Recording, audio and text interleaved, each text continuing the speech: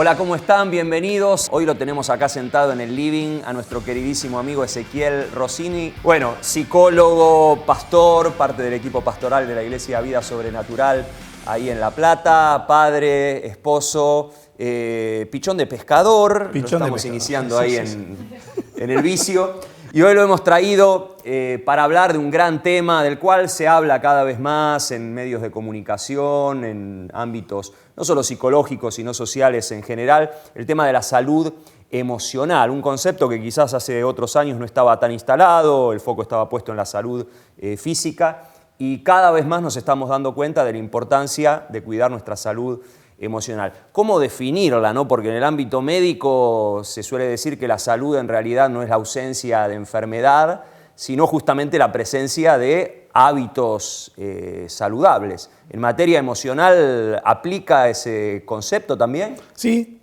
totalmente. Mirá, tendríamos que definir un poquito qué entendemos por emociones para arrancar, ¿no? Un poquito de manera sencilla y simple. ¿Qué es una emoción? Es la forma en que me siento, ¿sí? La forma en que se manifiesta mi emoción es cómo me siento en un momento, mi estado anímico como resultado de una interacción con un estímulo externo, ¿sí? Eso sería a grandes rasgos. Ahora, lo interesante es que lo que se está descubriendo en el último tiempo es que la mayor parte de nuestras reacciones emocionales no tienen que ver con los estímulos externos, sino con los estímulos internos. Eso es muy interesante.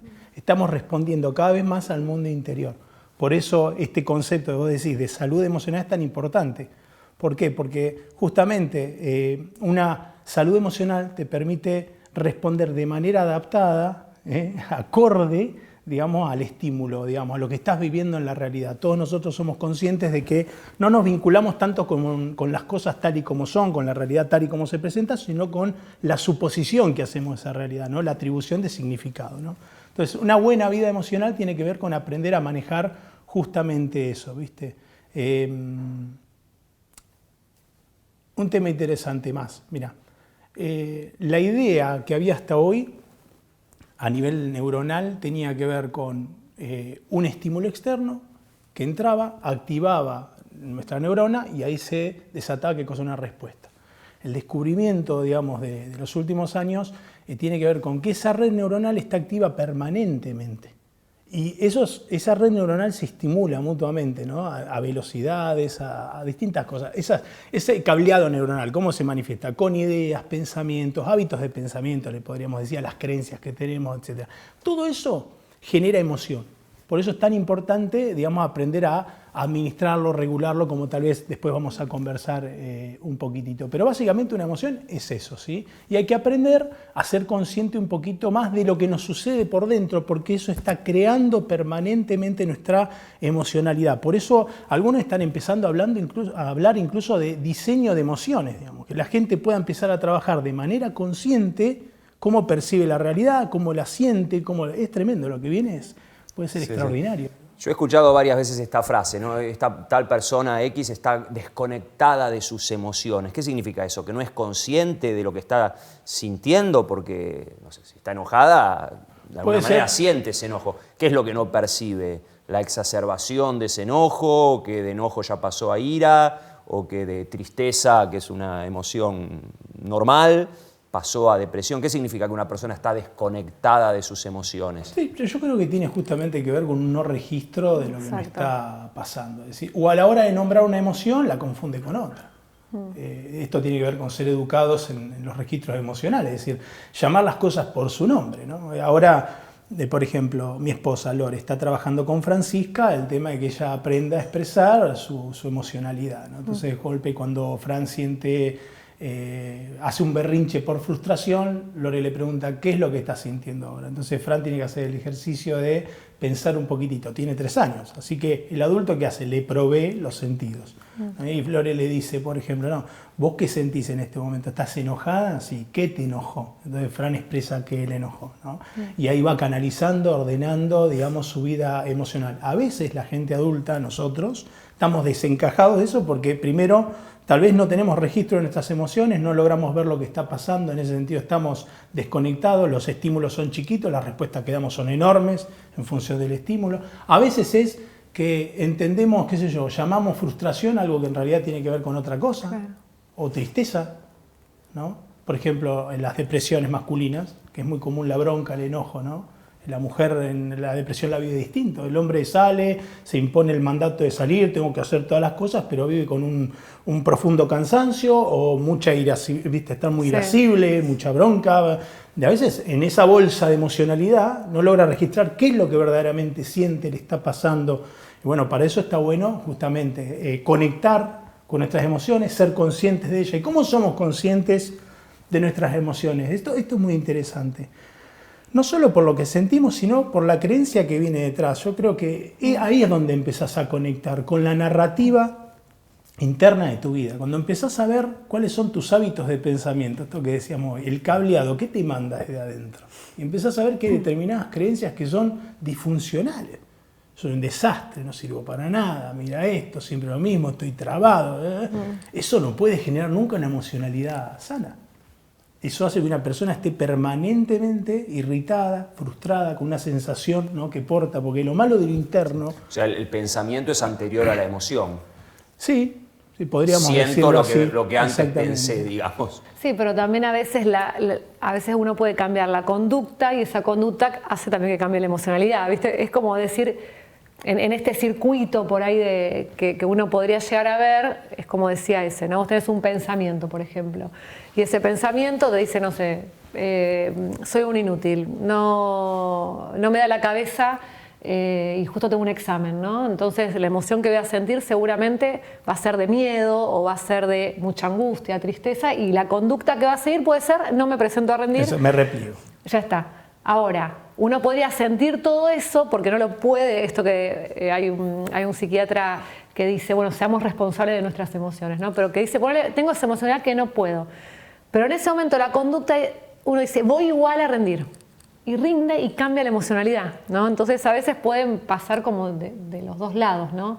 Pero claro que siempre hay como un pensamiento también que dispara eso. O por algún lado hay que iniciar, que es lo más fácil. Porque vos reconocer rápido la emoción, lo que no sabés, es como ¿viste la angustia? La angustia, vos cualquier persona le pregunta, ¿qué sentís angustia? ¿Y por qué? Y no sé, era una cosa acá, pero no sé. Claro. La angustia tiene esa cosa de no hay palabras, no sé cómo definirlo, no sé qué está pasando. Se me angosta el corazón, ¿no? De ahí angustia. Exactamente. Entonces, ¿qué empezás a hacer? Y empezás a hacer un poco lo que Dios le dijo a Adán, ¿viste? ¿Cómo empezamos a ordenar esta realidad que yo ya creé? Ponele nombre. Claro. Y empezamos por nombrar. Es un buen punto de inicio. Sí, después, lo que dice Val es real, porque hay una retroalimentación, ¿no? O negativa o positiva. Y en algún momento la variable se tiene que cambiar.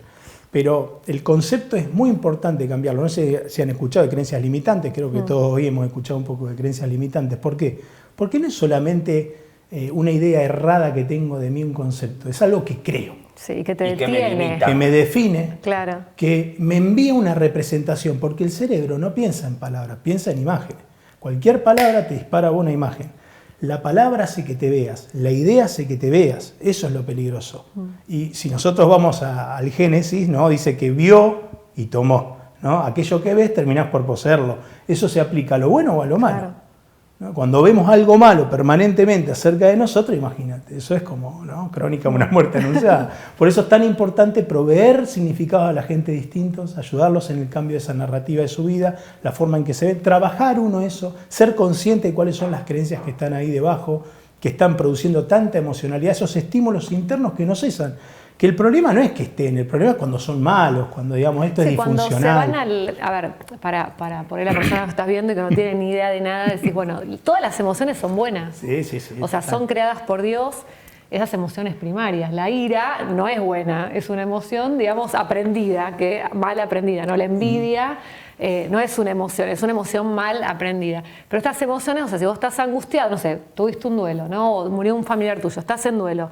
La angustia se adapta a esa situación, está bien que estés pasando por eso, no sé, o te recibiste y la alegría de que te recibiste, eso que es momentánea. Por eso también dice que las emociones se adaptan también a esos momentos, a esas situaciones. La cuestión es cuando esas emociones están al extremo. Si yo estoy todos los días angustiado durante mucho tiempo y por ahí voy a tener una depresión. Si estoy todos los días eufórico, voy a estar por ahí en un momento de manía que puedo... Es el más, famoso la gente, estado emocional, ¿no? Claro, que vos decís, esta persona es rara, se ríe todo el tiempo y no para. Entonces, para por ahí aclarar esto que esto por ahí más profundo, es decir, cuando eso ya te transforma en algo que te limita, ¿no? Que vos no podés cuando avanzar. Cuando ya hay un patrón de atribución de sentido, significado, una forma de pensar que hace que yo responda a las cosas de la misma manera casi. Por ejemplo, hablando de los estados emocionales, esta cosa de estar plantado en un sentimiento predominante, ¿no? Determinado, ¿no? Una emoción determinada que sea predominante. Temor. Si yo funciono, lo ves mucho en personas que están lidiando con trastornos de pánico, digamos, el miedo posee, porque te atraviesa de principio a fin, ¿no? Ya incluso se habla de miedo al miedo, claro. En estado permanente de temor. ¿Y eso qué hace? Vos estés permanentemente en alerta, hipervigilancia, no te podés relajar nunca. Toda respuesta casi es defensiva, hay repliegue. Imagínate vivir así. Es complejo, ¿no? Digamos, por eso te digo, las emociones, vuelvo sobre un concepto que dijo Vale, sí, no son malas. Hay como una cosa de buenas, malas. Yo creo que es un gran error que hemos cometido. Incluso como pueblo de Dios también, digamos, ¿no? Vamos a mirar un poco hacia adentro también de la casa. Creo que todas son necesarias, ¿no? De todas aprendemos algo, claro. ¿no? Y creo que por algo Dios nos crea con la capacidad de tenerlas. Ahora, yo veo que hay dos extremos, ¿no? En esto de la emocionalidad. El extremo represivo, podríamos llamarlo así, ¿no? Donde esto hay que taponar todo, y si somos de un palo así cristiano, un cristiano nunca puede estar triste, nunca se puede enojar, tiene que estar siempre alegre, bueno, esa idea. Y en el otro extremo, esta idea de catarsis sin filtro, vos no podés manejar tus emociones, tenés que darles rienda suelta, ¿no? Para usar una metáfora, una canilla, ¿no? En el extremo represivo, una canilla totalmente cerrada, y en el otro, una canilla totalmente abierta, donde ni se te ocurra querer regular tus emociones, porque las emociones son así y tienen que salir libremente como salgan, ¿no? Pero eso parte de este era el concepto, yo decía, vamos a mirar... Mi pregunta es cómo regulo la canilla, ¿no? Pero yo justamente eso iba a plantear, también si lo vemos para dentro de la casa, creo que también la iglesia es un poco reflejo de la sociedad en la que vivimos. Hubo un momento donde estaba esta cosa de la emoción como algo malo y la razón como algo bueno. ¿Te acordás? No quiero tener un encuentro emocional, yo quiero esa cosa de la emocionalidad, cuidado que no te tomen. Y Dios nos creó con emociones que son hermosas, digamos. Dios es un Dios emocional, pasional. Y uno dirá, ¿para qué sirve la vida? Y para que la vida tenga sentido, claro. Sirven las emociones. Le mete brillo, color, digamos, ¿no? Pasamos por todo lo que pasamos porque las cosas que vivimos nos significan algo, nos representan algo. Eso es una emoción. Que a mí la vida me signifique, me represente, la gente me represente algo, digamos. Eso significa. ¿Sí? Sin las emociones todo eso no pasaría. Ahora, esa separación entre emoción, razón, creo que ya está quedando saldada porque lo que estoy leyendo un poco y estudiando en el último tiempo me está haciendo cambiar algunas opiniones, ¿viste? Por ejemplo, las grandes decisiones de la vida en general, ¿sí? Según lo que se viene viendo, son emocionales. Vienen de la emocionalidad, del sistema límbico, no de la neocorteza donde está justamente la parte analítica, lógica, el habla. Eso viene después. Por ejemplo, yo lo pensaba el otro día, viene el sistema límbico, la emocionalidad, cuando tu decisión por Cristo no es una decisión desde el punto de vista racional. A vos te da un flechazo, es una fe. Sí. Es una... Sí, después profundizás en la doctrina. Claro, viene de manera posterior porque vos tratás de entender esa decisión, eso que te sucedió hasta en las entrañas, ¿no? Lo mismo la elección de la pareja. Yo cuando me enamoré de Loreno hice un cuadro de doble columna y dije pros y contras de estar con esta chica. No, flechazo,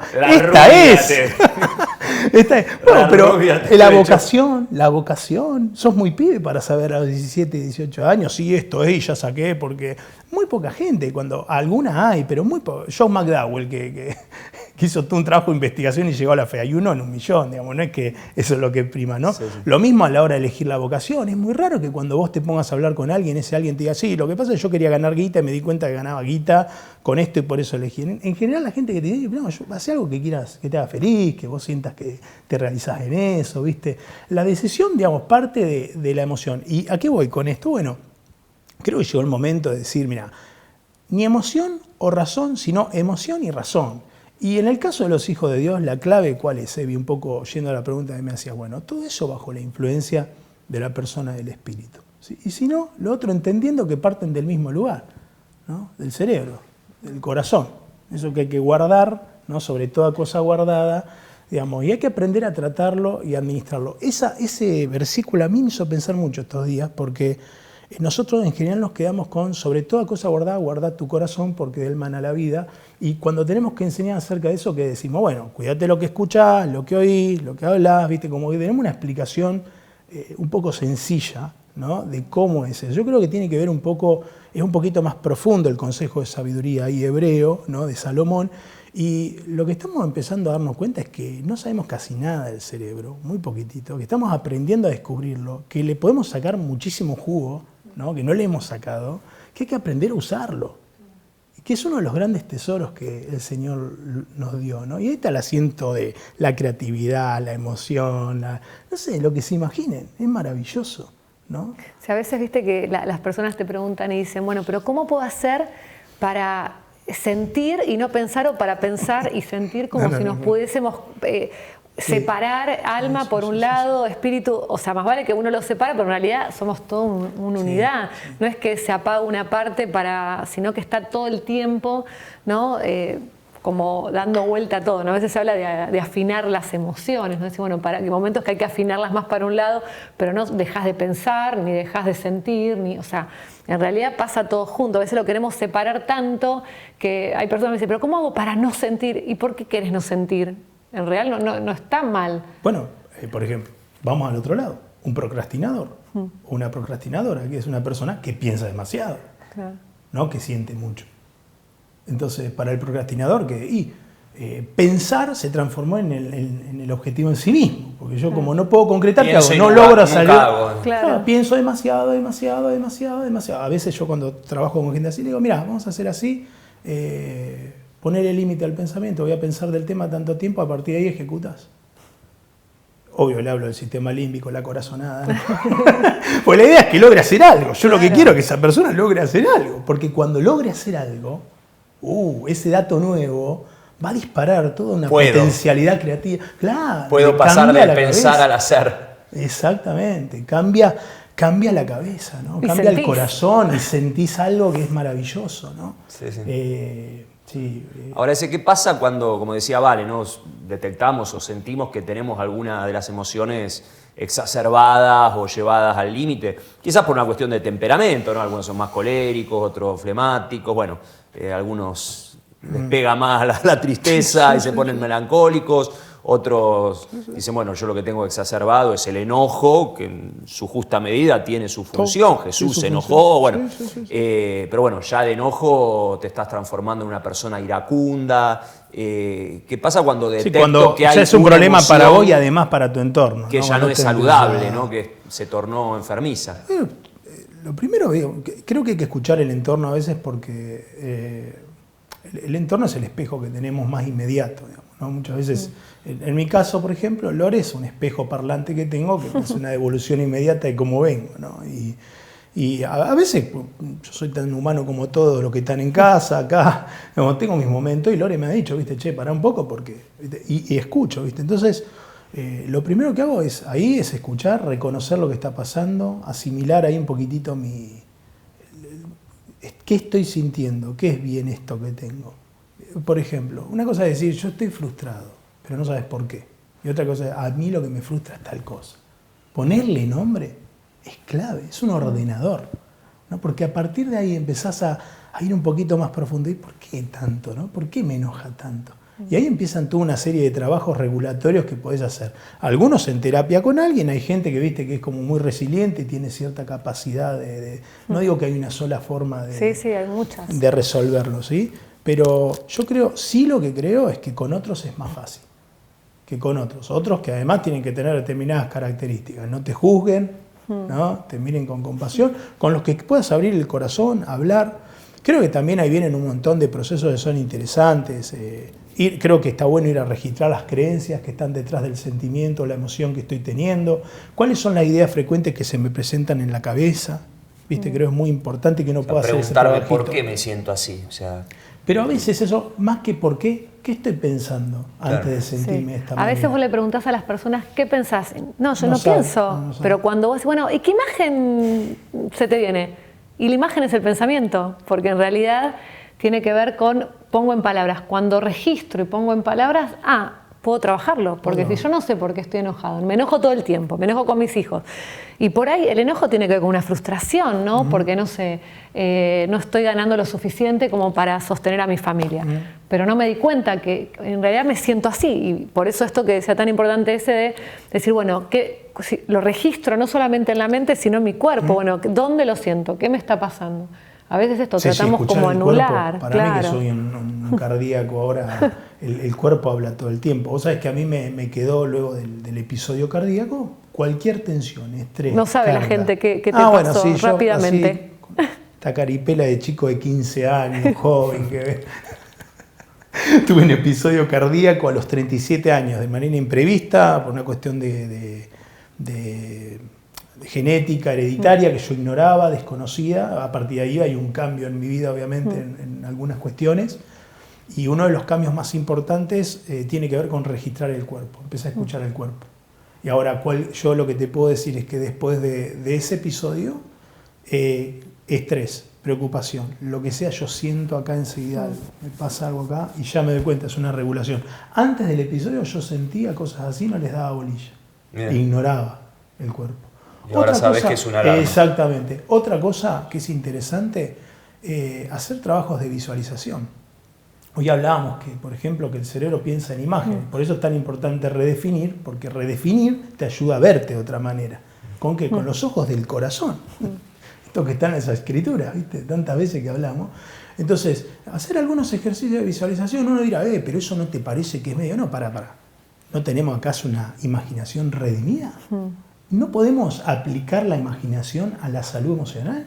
Esa imaginación redimida que tenemos. La lámpara del cuerpo es el ojo, dijo Jesús. Conforme lo que veo es lo que vivo adentro. Donde pones, exactamente. Donde pones te enfocas. Y si pongo foco un poquito en cosas un poquitito más luminosas, si me imagino, yo a veces utilizo mucho, la metáfora es buenísima. Jesús hablaba de manera metafórica en las escrituras. Jesús hablaba en imágenes. Y yo, claro, exactamente, imágenes que entendiesen todo, además, ¿no? Y yo utilizo mucho la metáfora y me gusta mucho hablarle a la gente de, imagínate que tu vida es un río y hay dos orillas, y estás en una orilla y estás en transición a la otra, ¿no? Y estamos en el río pasándolo, por eso hay complejidad, pero en la otra orilla, ¿qué te imaginas que hay? ¿Cómo te ves de aquel lado, no? Por ejemplo, la gente ansiosa es muy común que después de periodos prolongados de no haber logrado saber qué era, oraron, hicieron de todo y no logran resolver, ¿viste? Y dicen, no, esto va a ser para toda la vida. Claro. Pero lo primero que uno tiene que empezar a romper trabajando con ellos es que no es para toda la vida. Eso tiene solución. Se puede trabajar. Y hay que empezar a hacer el trabajito de colocar en la otra orilla una imagen de ellos, ¿no? Sanos, habiendo mejorado, recuperando calidad de vida. Y eso lo hacemos. La iglesia lo hace todo el tiempo, desde plataforma hacemos eso. Ahora que hablaste de los determinismos, recién mencionabas, referido a tu problema cardíaco, bueno, tema genético, heredado. ¿Las emociones también se heredan? ¿Hay algún elemento genético, ¿no? De temperamento? No lo tengo claro. Yo calculo que, como todo, sí hay una carga genética que traemos y el temperamento, algo de eso debe haber. Pero después sos vos con tu entorno. Claro, la emoción en sí, en realidad es lo que tenemos todos. Otra cosa es el temperamento, ¿no? La emoción es una cuestión.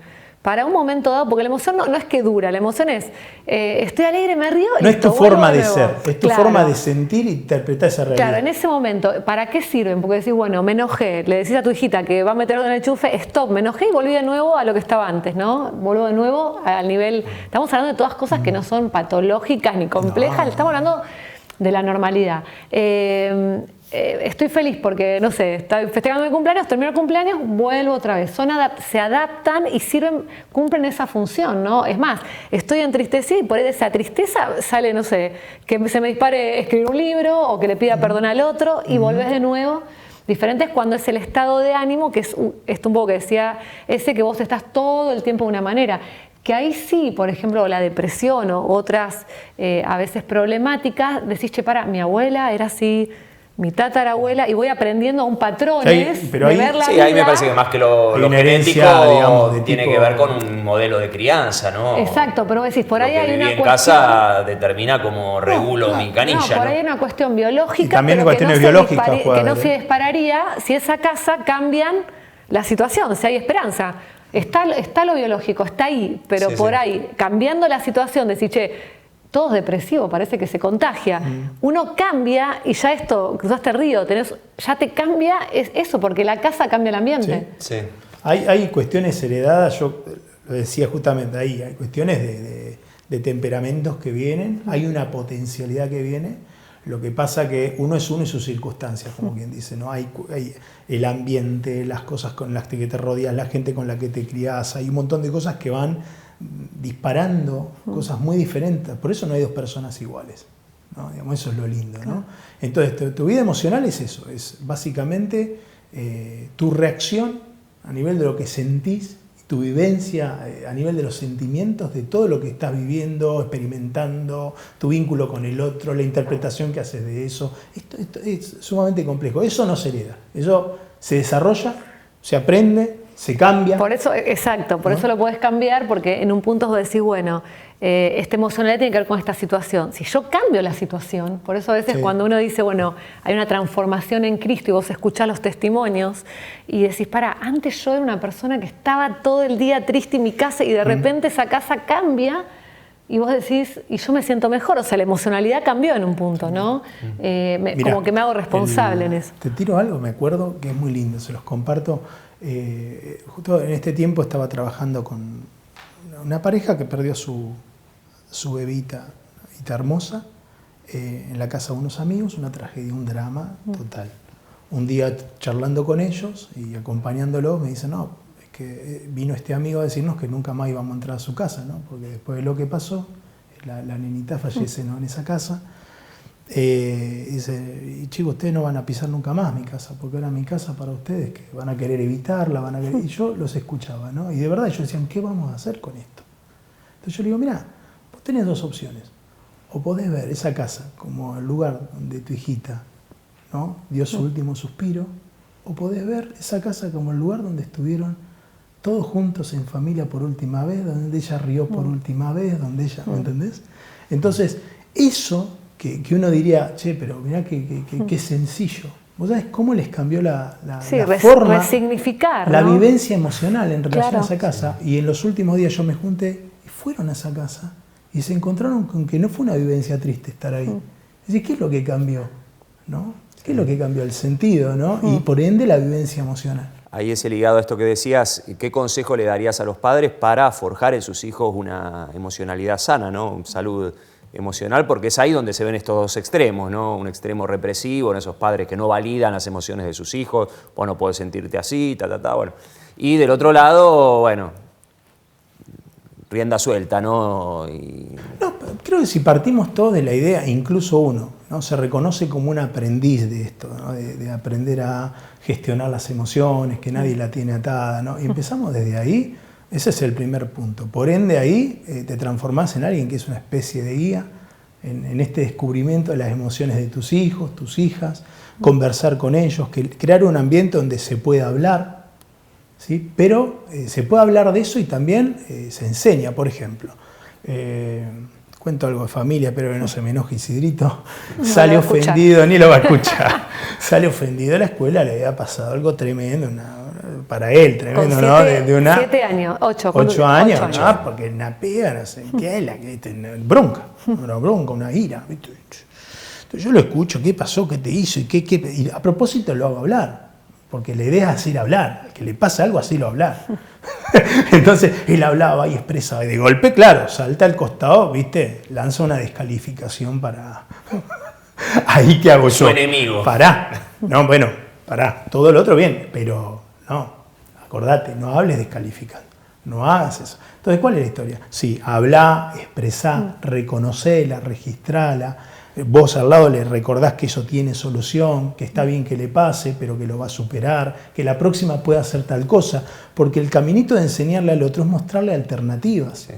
A veces la gente no las ve. En este ejemplo puntual estás enseñando a enojarse, pero sin que se ponga el sol sobre su enojo, para usar un enójense, ¿no? Enójense, sin pero no pecar, piquen. Entonces vos decís, hay una forma de enojarse, que esa es la manera de Dios, que Dios aprueba. No me puedo enojar, pero de golpe resolver. Sin lastimar ni dañar al otro. Claro, exactamente. Entonces, de golpe, eso, ¿no? Digamos que en casa armar un clima de confianza, que se pueda charlar, que las cosas se hablan, Asumir que uno no sabe todo porque le permite a ese otro entender que él también tiene permiso para no saberlo todo. Empatizar con nuestro hijo, ¿sí? Con nuestros hijos cuando de golpe sienten algo, no esta cosa como vos decías hoy, como que bueno, eso ya, viste, como que no hay lugar para alojar. O no puedes sentir eso. ¿Y por qué no puedes sentir? Lo estás sintiendo. ¿Lo ayudarás a cómo? No puede ser. ¿Cómo? Claro. ¿Viste?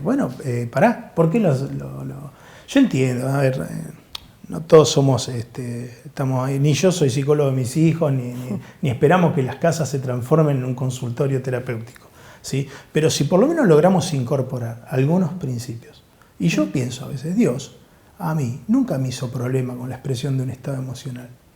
Y a veces me ha pasado en mi intimidad, ¿no? Viste que uno habla con Dios y Dios te contesta, ¿no? Y yo a veces le digo, bueno, perdón por esto, ¿viste? Perdón porque me enojé o porque te dije esto, porque a veces me enojo hasta con Dios, ¿viste? Y de golpe, siempre, ¿sabés qué siento yo? Que Dios se ríe, ¿viste? Que se ríe muchísimo y dice, está todo bien, está todo bien.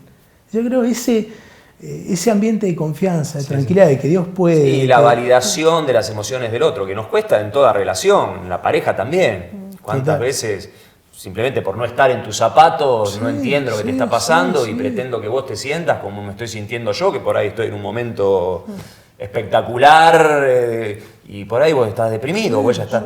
Y como que no le doy el permiso para ser humana o viceversa. Sí, aunque no te entienda, ¿no? No entiendo lo que me estás diciendo, pero bueno, te podés sentir así. Acá creo que también es importante, por donde decía los papás, que somos nosotros los papás los mayores reguladores de nuestros hijos, ¿no? Entonces cuando nosotros entendemos que mi hijo no se puede y grita y qué sé yo, a veces vos le preguntás, ¿y cómo, cuando te enojas vos, cómo te enojas? Y el padre ahí registra que el hijo se enoja de la misma manera. Entonces, es un espejo.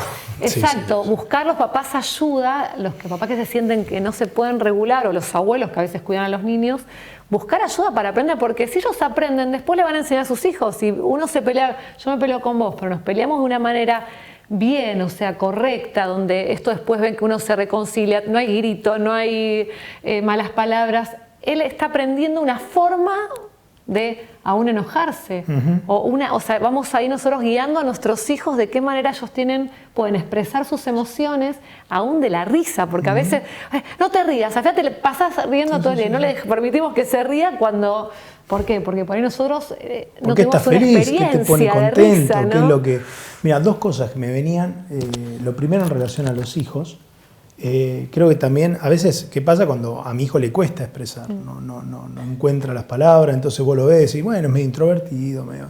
Bueno, tal vez nuestro trabajo a veces tiene que ver con proveerle esos sentidos, ¿viste? Decir, bueno, a ver, podés dibujarlos o le ayudás a armar una lista con la sensación, el sentimiento que tuvo, ayudar a ponerle en palabras, de golpe decir, ¿qué sentiste? ¿Tal cosa? Sí. ¿Y cómo fue? ¿Qué tal otra? Claro. ¿No? Esto que yo a veces hablo, y ya lo he dicho acá en otros programas, de prótesis psíquica, esta cosa de le vas proveyendo significado, atrás de un librito, le vas explicando. Los más chiquitos. Entonces vos vas haciendo eso. Eso es interesante poder realizarlo para proveerle palabras, sentido, etc. Recurso simbólico, ¿no? Y en segundo lugar, lo que se me venía era, en general, cuando nosotros hablamos de alguien que expresa mal, siempre nos imaginamos al Tano calentón explotando el grito, ¿viste? Pero hay gente que de golpe no la escuchás nunca, ¿no? Entonces pasa por estable porque es un silencioso. Pero en realidad es alguien que carece de la posibilidad de expresar, digamos, claro. ¿No? Digamos, no puede decir.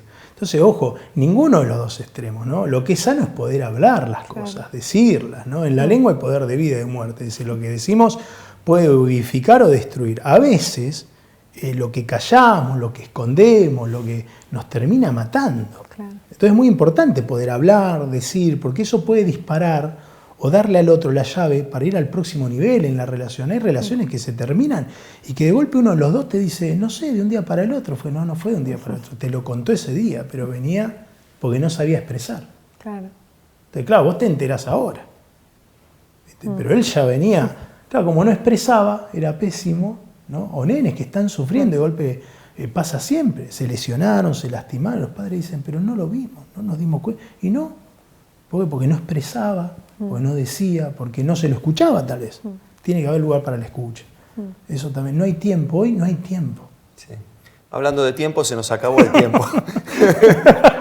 Es un tema obviamente enorme. Vamos a profundizarlo en los próximos encuentros y vamos a meternos de lleno en alguna de estas emociones, las que en la atención pastoral y terapéutica uno más escucha, sobre todo el tema de la ansiedad. Quizás la emoción que hoy más está afectando negativamente, en este caso, a muchas personas. Cómo manejarla, cómo salir adelante, cómo regularla. Esta metáfora de la canilla, cuánto tenemos que dejar pasar, cuánto tenemos que cerrar. Así que lo vamos a tener nuevamente a ese hablando acerca de este tema. Gracias, siempre un placer, un lujo tenerte acá Gracias a usted. con nosotros. Abrazo grande.